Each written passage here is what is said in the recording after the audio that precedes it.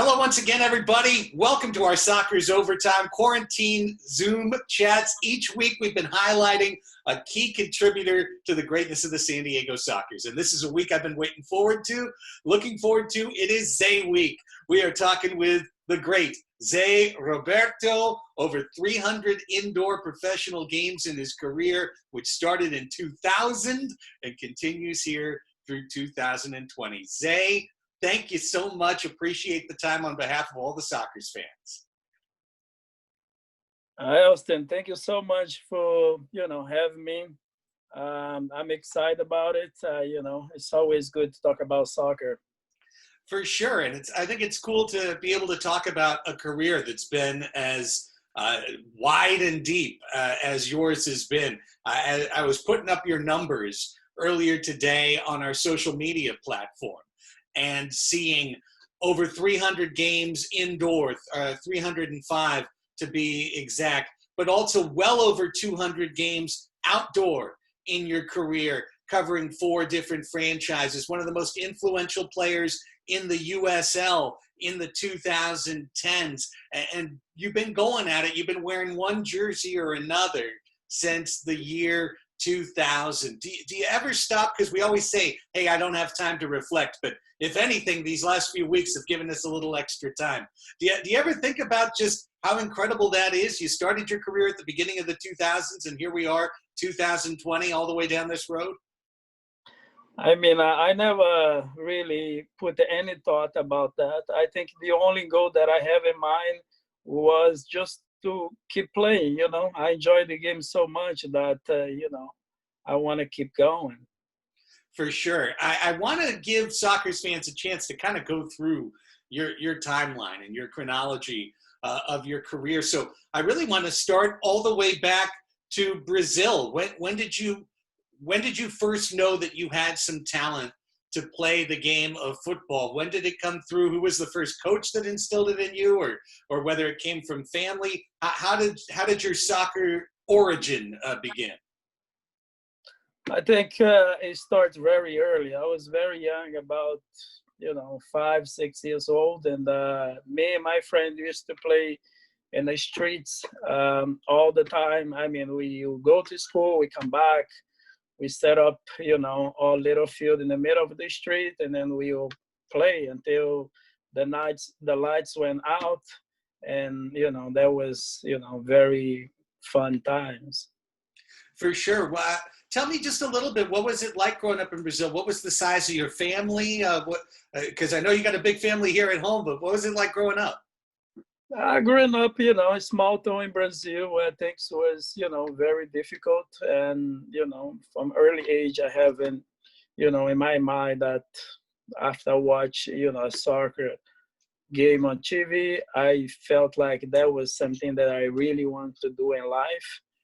And since that day, I was working very hard and tried to learn as much as I could.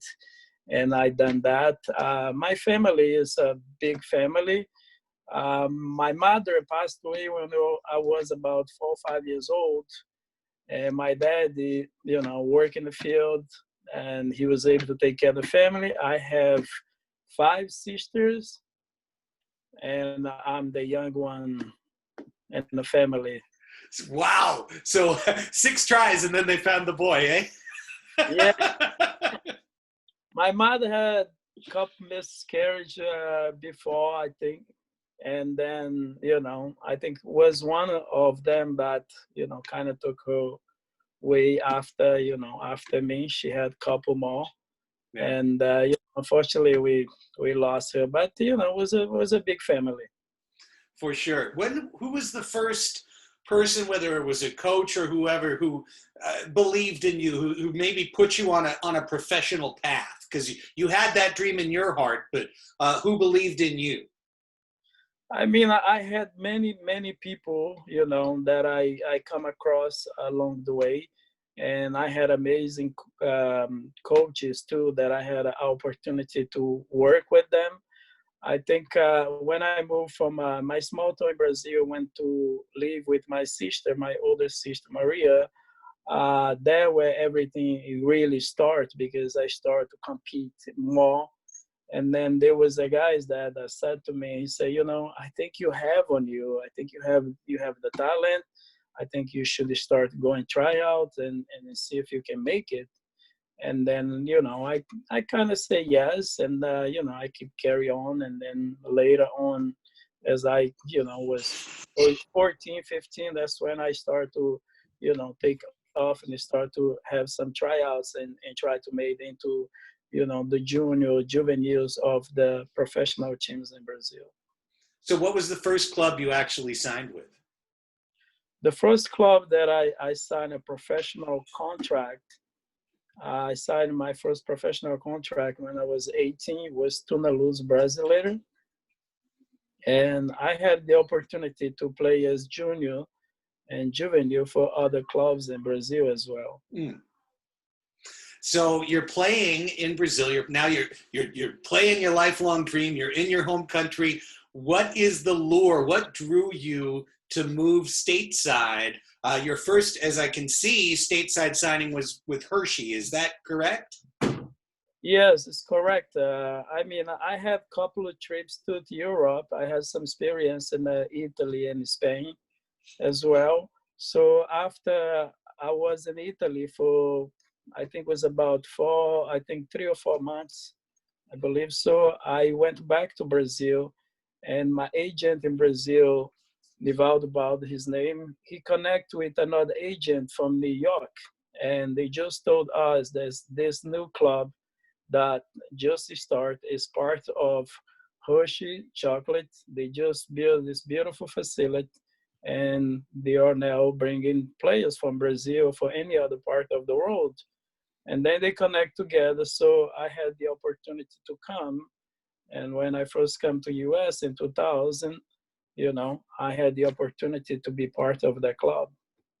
So you're playing outdoors with Hershey, but right around that same time too, because you had 33 games 2000, 2001 with Harrisburg. Now Harrisburg and Hershey, as we know from taking trips there, are essentially right next to one another. How did that happen where you wound up signing both indoors and outdoors? Was it a similar coaching thing, or did the indoor coaches see you? How did that work out? I mean, you know, after I played the first season of outdoor, that's one of the, you know, I always play outdoor. And the coach of the indoor team, I think his name was Shinapu. I think that he got in contact with my coach in Hirsch, was Bob Lilly. And between of them, you know, they had a conversation. He, you know, talk about, say, you know, you should bring these guys in. He's a very good player. And then, you know, I had a chance to meet him doing one of our games in Hirsch Park, and he really likes. And after the season of outdoor, I really wanted to go back to Brazil. And after talk to my agent in New York and my agent in Brazil, they say, you know, I think the best thing for you is you stay here, you play outdoor, and then you play indoor. And I, you know, as a kid, you always have big dreams, you know. And I got myself stuck at that moment because I really wanted to go back to Brazil. The first season in Hirsch, I didn't like as much, so that's one of the reasons why I wanted to go back to Brazil. But you know, they talked to me, explained things to me, say, you know, I think your future is here in this country. And I told them, you know what, let's do it. I'm gonna stay. I'm gonna play indoor. I'm gonna figure that out how this game is played as well. Right. I was just going to say, now, I'm sure you had some futsal experience in Brazil, but playing the walled version of indoor soccer, was that your first experience or exposure to it in Harrisburg? I think by seeing how they play the game, because I had the opportunity to see some of the games, I thought it was a crazy game. I mean, I didn't see that happen. Like in Brazil, we play futsal. There's, you know, no boards. There's the sidelines. And when I, you know, saw that game, it's like, this game is kind of crazy. And when I got myself into it, I started to understand the game more, you know, and then the game is really fun as well. So you just got to apply to the rules that, you know, is part of this game. And I thought that, you know, the game is exciting as well. how did you feel one sport helped you complement the other? In other words, going outdoors, playing, coming back indoors and playing, was there a benefit to you as a player to be engaging in both variations of the sport in the same year? I think, of course, they complement each other. I think the outdoor game, small side and outdoor game is the same thing as play indoor. I think this is not much difference in that. I think for players, you got to decide if you're going to use the boards or you're going to make a direct pass or you're going to use the boards to make a pass. I thought that way that I think my mind was always to try to find the easier pass directly into a player than use the boards because you really got to know the angles, how to make those passes and, want to make the passes good. So, but I think the game indoor and outdoor, yes, they definitely complement each other a lot. Now, you had a couple years in Hershey, but it looks like the best part of your USL career was spent in Montreal. Is that fair to say? I mean, I think both. I would say most of the clubs that I went in Hirsch, we had a very good run. We placed ourselves in a very good place in the stands. Our big rival back then was Rochester Rhinos. That was one of the teams that we played some fantastic game, and we played finals. We didn't win, but from where the team started and where we went, I think was amazing seasons with Hirsch. I mean, I still have a piece of Hershey Park in my heart as well because where was I start when I first came to this country? But definitely, I think Montreal, things start to pick it up a little bit more, and I had so much fun in Montreal. Yeah, it's a completely different country to live in because first we're talking about speaking Portuguese in Brazil, then you come to Hershey, and now you're talking English, and now you're in Montreal where they're speaking French and Quebecois here left and right. That had to be a little bit of an adjustment too.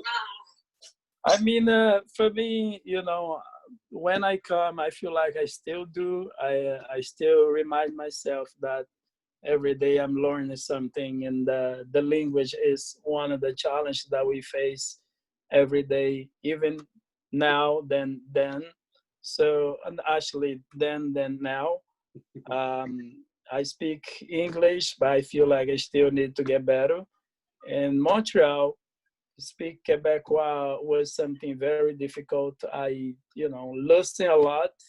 I understood a lot, but it was very difficult to speak. So most of my teammates, I speak a lot English with them than French. What did you enjoy about your Montreal experience? I think Montreal in general, I enjoy the city. I enjoy the people in general. The organization was a great organization. They really take care of me when I was there.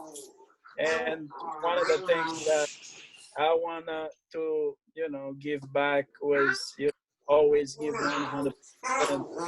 And everything that I did there is to make sure that we achieve as a team. And the club had amazing runs the time that I was there as well. So I have a lot of great memories of Montreal. It's just an incredible career that we're kind of going through here with Ze Roberto. And of course, you had time. You kept that double dip going where you'd play with Philadelphia, you'd play with Detroit. But tell us now about coming to San Diego. How were you contacted? How did it come about that you were a part of that original Sockers club? I mean, about the indoor and outdoor was first was something that all players had to do.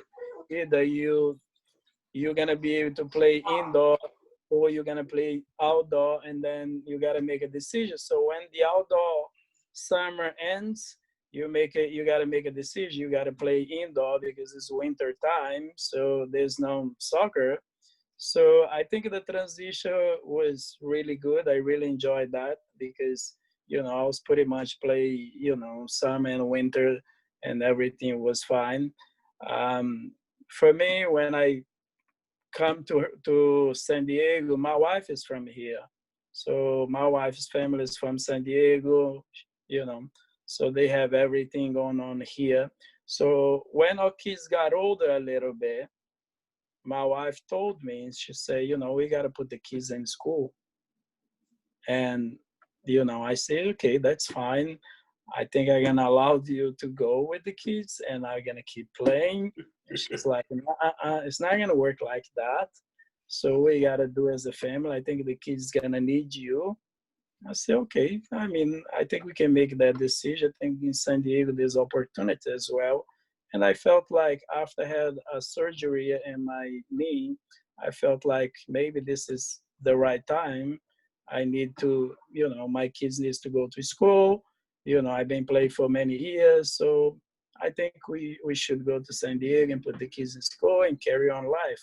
So we got here, and then, I had the opportunity to connect with Ray Taylor, that he lives here in my neighborhood. And then one of the nights, he's like, oh, you don't come out and, we have a little game here with the Sockers. Maybe if you want to come and play a little bit. I told him, yeah, maybe. So, but I decided to come. And then that was the night, I think, that I met Phil.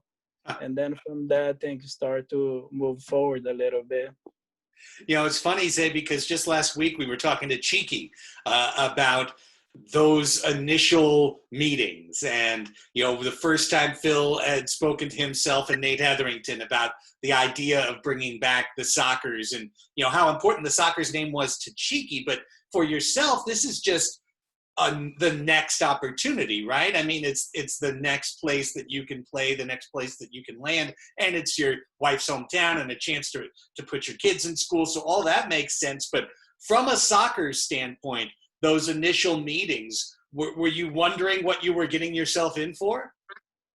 I mean, I felt like, because I know the Sockers. I used to play a lot against the Sockers, so we have many games that I play against the Sockers. I came to San Diego and play against the Sockers, so I know that the club had a big history of great players, and the fans get behind the team and all that, and that was something that I felt like I want to be part of that. That's something exciting that I want to contribute. And that was my thought process, and at the same time have the chance to live in San Diego and raise my kids here. That was, I didn't have second thoughts about it. Well, you stepped right in to be our number one defender on all of those championship teams from 2009 to 2013. In that first season, you got to share some time in the defensive backfield with Shawn Bowers, who's now our general manager, but at the time was one of the great indoor soccer defenders of his era. Tell me about that experience of playing with Shawn. Now, you had Detroit on your resume. I don't know if you had ever played with him previously to coming to San Diego. I did play against Shawn. He was in Baltimore. I was in Harrisburg, so I had the opportunity to play against him. And he's a fantastic player. Very disciplined with what he does. And in the field, he was like that defender that was very difficult for players to go around him. And he, that time he very strong. So it was a tough player to play against, and I play with a lot of knowledge. For sure. I have to ask you, because you've had the chance to mark up against the best in the game for a very long time. Who's the toughest forward you've had to mark indoors in your career? I think we had many forwards that I had the opportunity to play against. I think against Craig House, and there was few of them. There was Simpson. There was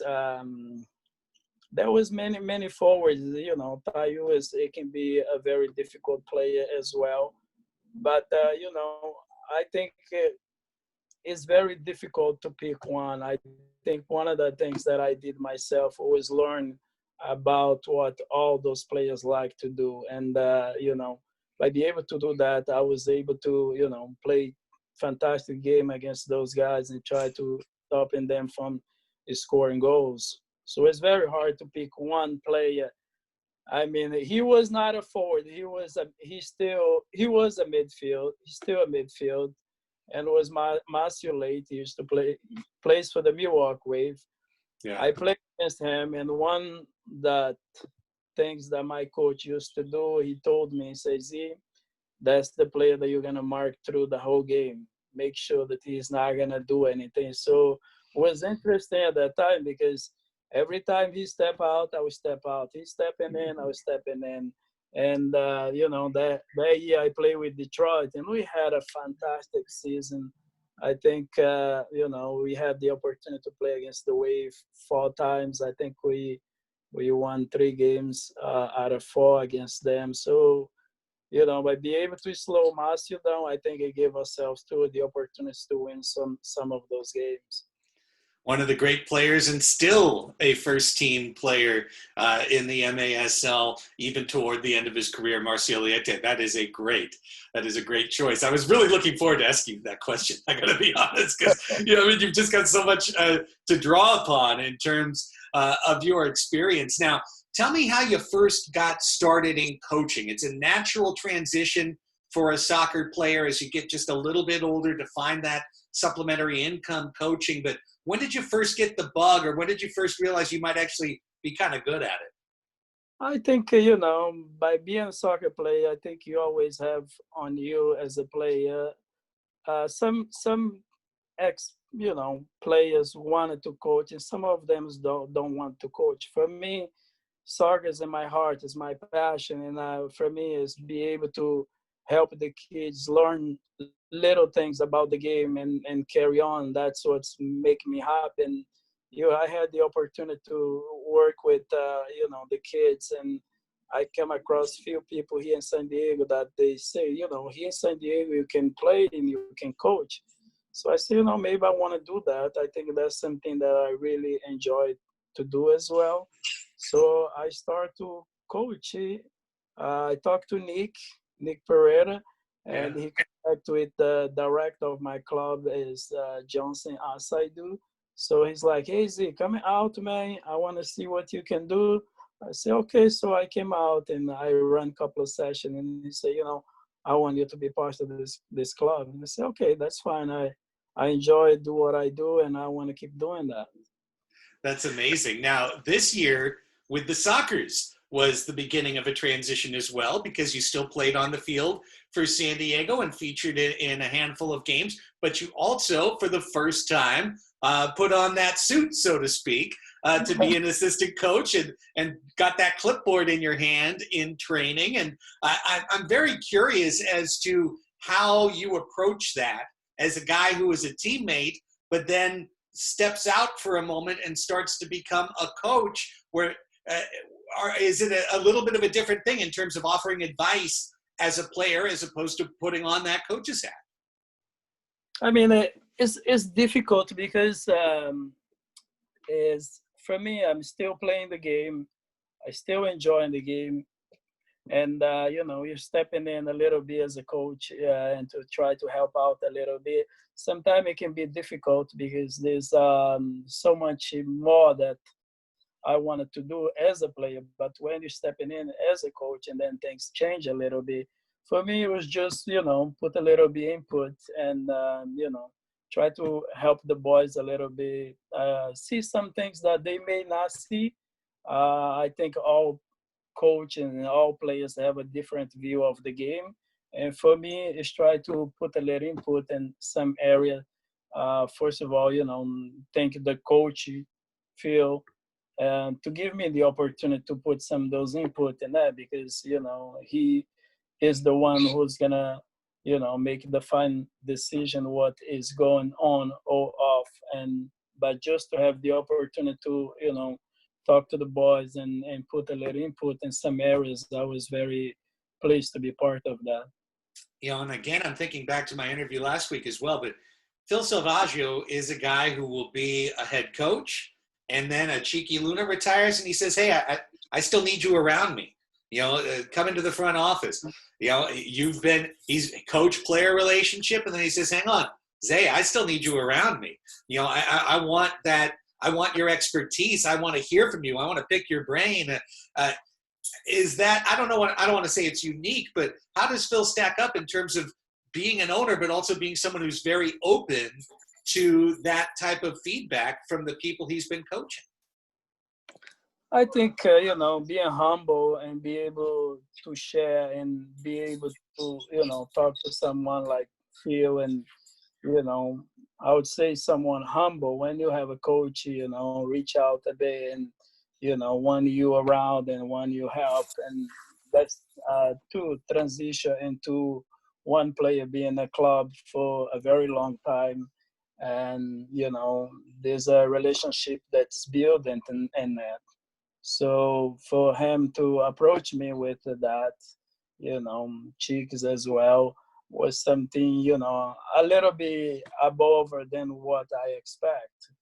We have amazing coaches too. We have Renee, we have Victor that are there. That it's always open for us players to talk to them, have a little input, and that's the amazing part. How humble those guys are, and allowed us to do that. Yeah, I think it's definitely, I think you said it, humility. It takes somebody with humility to be open to trying to become as good as you can be, even if that involves letting in some other voices. All right, you brought her up, and I wanted to bring her up too. How did you and Heather meet for the first time? Me and Heather, we met her through indoor soccer. Was play a game. Actually, I came to San Diego. We met, but I met her in Harrisburg too. She went to Harrisburg to watch a game, and we got to know each other there. And the rest was history, huh? So you met in 2000. It's been few years that we've been together, about 15. So it's been a fantastic wife, a fantastic mother. She do pretty much everything. She willing to help anyone and everyone at any time. So I'm very lucky to have the opportunity to meet her and have have four fantastic kids as well that feel all days with energy and and thanks for us to do every day. So I'm very grateful to have a chance to meet her. Yeah, I don't think people outside of sports quite understand the role that wives play in a professional athlete's career. If you're successful, odds are you've got a great wife that's helped you become as successful as you've been. She has been amazing. She's like, I talk to her and it's like, we're getting close. She's like, you still got it. You unbelievable. You just gotta keep pushing. She's all right. I'll keep pushing. So she's amazing, man. Incredible, Zay. Well, I really appreciate the chance to catch up and to kind of give fans a little bit of the overview of an incredible career that has spanned 3 full decades. To get from 2000 to 2020 is not a small feat, my friend. That's the kind of thing I think about, like Kareem Abdul-Jabbar, just like great players in their respective sports that are able to play 20 years. And it's an incredible feat. And I tip my virtual cap to you. I'm not wearing a hat, but. No, thanks so much. I think there's a lot behind of, this. I think the work that is putting behind me be able to keep carry on what I do. I think there's a lot of, individual work that I put with myself to make sure that, I always got to be ready for whatever's coming my way. And one of those things is push myself beyond what anybody else think about physically work. That's what pretty much I treat myself when you know, I'm not in a soccer field. That's something that a lot of people don't see. And they see a little bit what I do when I'm not, you know, normal practice. But, you know, the work that is done behind, it's a lot of work to make sure I keep carry on. Absolutely true. Ze, thanks so much for the conversation, my friend. Thanks for being part of Ze Week. Enjoy the rest of the week here on Soccer Social Media, and we'll talk to you soon. Hopefully we'll see you soon when all this is over and done with. Cool, man. Thank you so much for having me, okay? You bet.